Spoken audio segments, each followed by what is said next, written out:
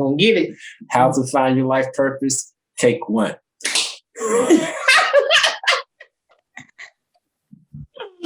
All right. What's up, everybody? What's going on? This is Twin Flames Unite, and we are at it again. And if you don't know by now, I'm Chris. And I'm Leisha. What up? And today we're going to be diving into the topic of finding your life's purpose. Yes. The best topic yet. Mm-hmm. This is a question that a lot of people ask, but it seems like a lot of people don't know how to find that purpose. It's just like they're just waiting for it to just spring up on them. And just like this aha moment comes up and you're like, oh, I know my purpose. And sometimes that does happen. Yeah, it does. It does. Mm-hmm. But for those who the light bulb just not going off right now, we got some steps for you to help walk you along that process to help you find your life's purpose. Yes, and accelerate that process. All right, awesome. So let's go ahead. Let's jump into it. Get the screen share going. We'll do this one. Boom. All righty. Here we go. So how to find your life's purpose. By Twin Flames Unite LLC. Yes. Got to put the LLC in there now. Official. Yes. I mean, we paying taxes. All right. So here we go. Okay. Now, the objective today seems pretty short, but we actually got quite a few things we're going to be diving into in each one of these topics. But the first thing that we're going to be looking at is what is blocking you from your life's purpose. Mm-hmm.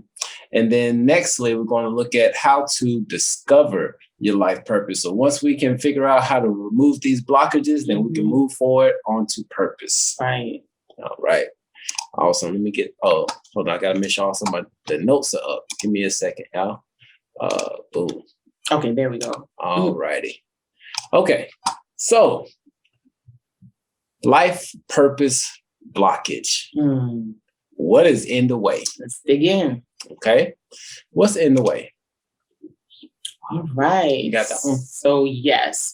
So before we can address how to go about finding what it is you want to commit to in your life, it's important to better understand why it can be so difficult to figure that out. Okay. Several factors can make finding your purpose in life kind of difficult.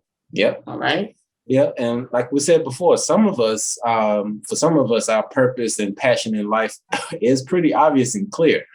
Some people are just born with just certain set of talents, and through persistence and practice, they can develop those skills and really live out their life's purpose. Right. For some people, it's easy. Like my cousin, when we were growing up, since he was like 5 years old, this dude knew that he wanted to be a pilot. Like it was no question in his mind that was his life passion. And so my uncle would go and buy him a whole bunch of damn planes.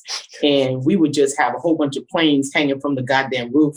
When you walk in the house, all you see is all these planes swinging. And then he would have a remote control and he would be driving the plane. So he knew this is what he wanted. And he was very good at drawing. That's just no one taught him how to draw. Right. He just always knew that he loved to draw and he was going to be a pilot. Fast forward today, my cousin is a pilot and he enjoys it. He loves flying. So he already knew what his purpose was from the get-go. It was no doubt in his mind what he wanted, and he kept that passion burning and he fulfilled it. That's an easy story. Yeah, that's an easy story. That was easy for him. And for some people, it's very simple. Like they can't see themselves living any other way. But for the bulk of us, it could be a little difficult. Now, my cousin didn't have a lot of trauma. So he kind of had a perfect life. So it was easy for him to just, find his purpose, and his parents helped him.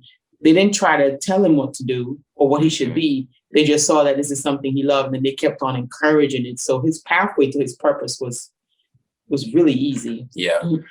And some people really get dealt a really nice deck of cards, because when you have parents like that encourage you, it makes life a little bit easier. Yeah. His story is like, not a lot of our stories. But in getting into the reason why, it's not so easy for the average Joe to really live out their life's purposes, it really boils down to three different things. So let's get into it. Yeah. So those three things, okay? The first one, if you see here on the top right, is pressure from outside influences is often the root cause that lead people down life's paths they don't enjoy. Exactly. And that pressure could come from our parents. It can come from peers. It can come from wanting to fit in. Right. And we're not meant to fit in. We're actually meant to stand out. So this is where one of the blockages come from. And it usually stems from the childhood. Yeah. That's why they want you to, they want you to domesticate yourself. They want you to fall in line with society and be like everybody else. Right. And a lot of this comes from our parents' insecurities. So oftentimes our parents, they pass their insecurities onto us. Yes. Like, let's say they were not stable, or they never went to college, or they never got to do this. They'll be like, well, you know what? I never went to college, so I'm going to make sure my child goes to college. Or I never got married, so I'm going to make sure my child gets married. And that pressure is passed on to us. And that really is one of the big blockers that prevents us from finding our true purpose. Now, the second one is prioritizing things such as money and prestige above doing what they love. Right. Okay. Now, that is one definitely for the majority of individuals living here today. And this is not something that's exclusive to the United States of America. Not at all. Okay. Because unless you were born with a silver spoon in your mouth, most of the times you are thinking about where's your next meal coming from? How am I going to pay for that next meal? And even if, I think it's a mentality. It's a mentality, because even people who are wealthy, right, they might have gained the wealth and now their kids are wealthy because of what they did. And so they have in the back of their mind, we're not going to be poor again. So it's important for my kid to do X, Y, and Z. And they go that pressure again, stemming from that spirit of lack. Yeah. Right. Put in money. You know what? You need to go and become a doctor. So you can have lots of money. So you can have lots of money. And prestige. Prestige. Or you need to become a lawyer. You need to be one of these positions in society, like high authoritative positions, so you can secure your money. Yeah. And that's another thing that comes into play as well, because one of the things about the prestige is that there are just certain job titles that are considered prestigious. Right. But if you wanted to be an artist, or if you wanted to be, let's just say, a garbage man, if you say you want to be a garbage man, then that's not something that a lot of people look at as a prestigious job. Even though it pays a lot of money, but it's not considered a very prestigious job. Right. And this kind of reminds me of this dude. I was listening to him, and he said that I think he had a sister, and they were Asian. And in the Asian society, they put a lot of pressure on their children to hold these prestige jobs, not really caring about what their passion is. So this young lady, she went to school to become a doctor for 7 years. She got her doctorate, whatever have you. And when she graduated, she literally took the degree and she threw it at her dad, at her parents. And she said, here's your stinking degree. Now I'm going to go be a singer. Right. So she had to carry all that pressure, all that time by doing something because of the prestige and because of the money, that was forced upon her from her parents. But something finally clicked in her. Like, this is not my passion. So, yeah. And like for some people, that click about the passion can come at a later stage in life. Yeah. Which leads to the last one, which could be a potential blockage for pursuing your passion as well as your purpose, is feeling that you're too old. That's a big one. Feeling that you're too old to actually live out your dream. Yeah. And, there was one dream that I had, which was to be a singer. Oh. Singer. And actually a singer, being in the entertainment industry, for the most part, because I was in the process of singing, writing music, wanted to act, wanted to model, things like that. But and I actually pursued the modeling side of things, but it didn't pan out the way that I was anticipating. I was expecting like big bucks to be coming in. I'm a model, come on. But it didn't come through. So like I had to push that to the side and actually do what everybody else did and conform to society and prioritize and take on the pressures of becoming a person that they wanted me to be, not who I wanted to be. Wow. And, with that being said, I still look good. I could probably get out there and model if I wanted to, but of course you can, baby. In the back of my mind, I'm like knowing from already being in the model industry, if you're over 30, ain't no way. But you know what? That in itself is a stigma. It is. And I think that now those stigmas, they're dissolving because they're different. Everyone doesn't look like how, the supermodels, the skinny, whatever.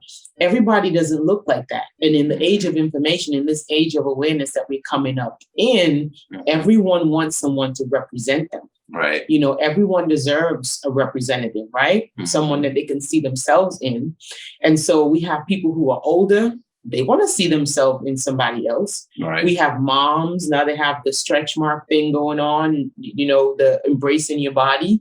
You a mom, you have 3 kids. You don't look necessarily like a supermodel, right? You look like a Stepford wife. So you see someone like that, an older person modeling, that, it kind of represents you in a sense, gives you a little bit of confidence. So we're really stepping out of that era. Yes, we are. Into something that's different, more inclusive and things of that nature, which is good, which is a good thing. Yeah. So there's a lot of changes that's coming. So if there's a dream or a passion or a life purpose that you've always wanted to pursue, but you just felt like you were just not old enough, that you weren't young enough to actually pursue it, throw it out the window. And just know that moving forward, whatever your passion is, no matter what it is, you can do it. You can. Because there's like and even going back to the modeling thing, like you said, there are people out there that want to see themselves represented in ads. Exactly. And for example, there is a 75-year-old melanated, beautiful goddess. Oh, yes, bodybuilding. Bodybuilding, like you can't tell she is 75. And she started when she was in her 50s. She started late after her close friend or her sister passed away. Right. She said she was going to keep going. And she kept going, and she looks beautiful. And she represents people who aspire to be like her. Yep. So you're never too old. No. As long as you have life in your body, you have a passion, you have, this idea, whatever it is that's burning inside of you, set it on fire and go with it. There you go. So with that being said, that's pretty much 3 of the main blockages. As far as, the outside pressure, wanting to have money, and then feeling like you're too old to actually pursue your dreams. Right. And keep in mind all those 3 things, right? They're blockages. And the reason why all those 3 things are blockages is because over a period of time, you can create a small trauma around it. And we already know what trauma is, right? Emotional trauma. Puts you into depression and things of that nature. It might not seem like it's something big, like a car accident, rape, and none of that. But over a period of time, it's like chronic. It builds up slowly. And sometimes we can bury our passion. We can bury our talents and our gifts in these little traumas, emotional traumas and baggages. And then when we get to be in our 20s and 30s, we forget. Like, we don't know what we like anymore. You be sitting down like, I don't know what I'm gonna do. Right. You don't know. You forgot your passion. You don't know what drives you anymore because you buried it and suppressed it for so long. Yes. But hopefully, after this video is all said and done, if you are that individual who feels like you just don't have any way to go, right? And hopefully, once you go through some of these steps that we are about to give out, you'll be able to reunite your passion and be able to pursue your life's purpose. Yeah, we're going to ignite that fire tonight. All right. So, yes. So now it is time. With that being said, we love y'all. And now we're just going to go into any type of Q&A. Yes. If you're not here for the Q&A, you should have been here. You should have been here. All right. We love y'all. Love you though. Peace out. Peace.